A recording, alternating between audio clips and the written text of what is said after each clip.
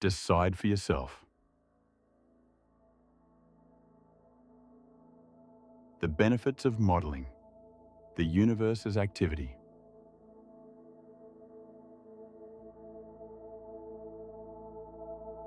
What if nothing ever was, only is?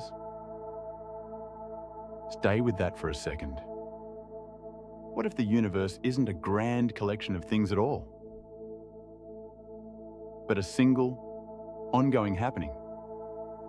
A vast choreography of activities, each one rising, interacting, and fading away. This is the idea behind the activity model of the world.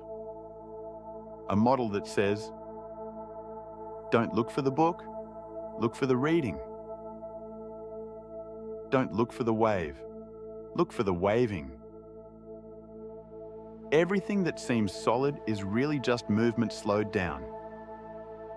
Patterns of activity repeating long enough to be mistaken for things.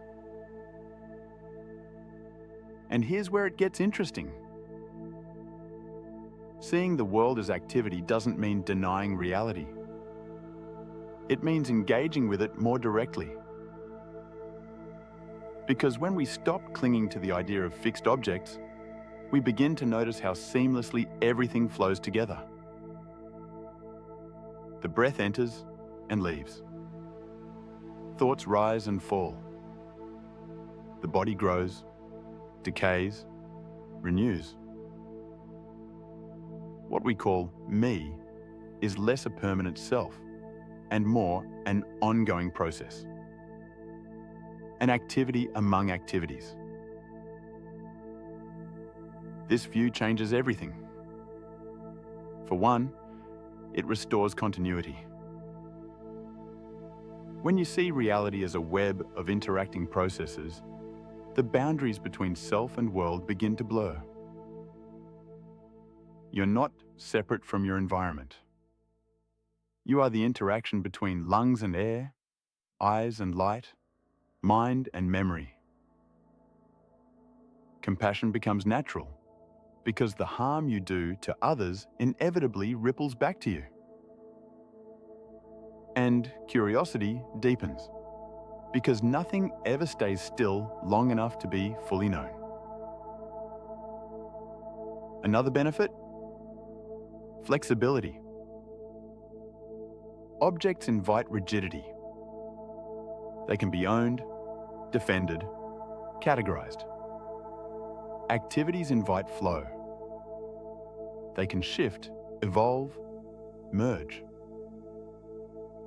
When you start thinking in verbs rather than nouns, creativity expands.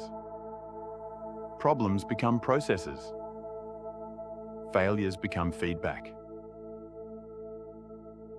This is the mindset behind both Zen and science, the refusal to freeze reality into static shapes.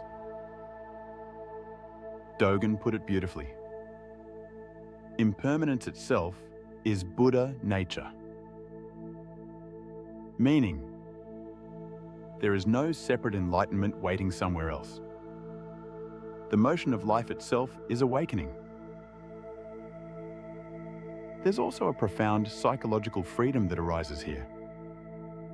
When you see yourself as an object, you live in fear of damage and loss.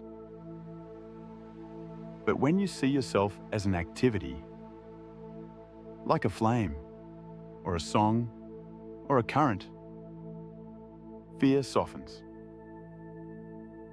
You stop grasping at permanence because you realize there was never anything to hold.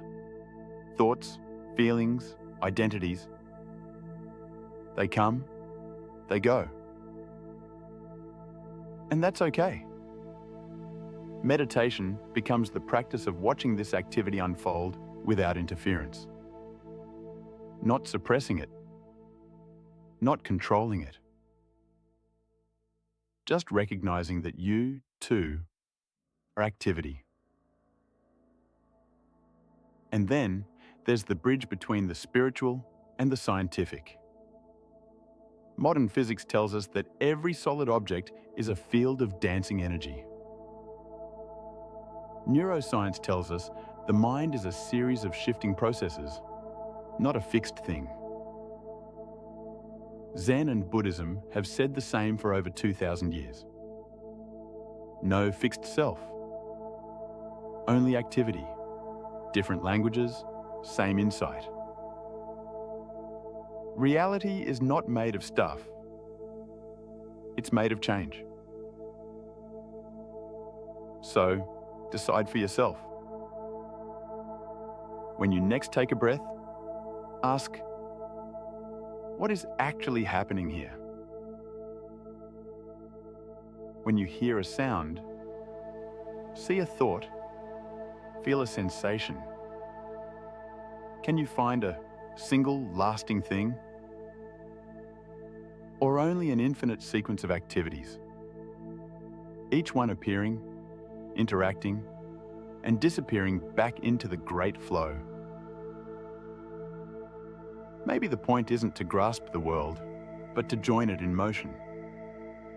To live as the activity that you already are.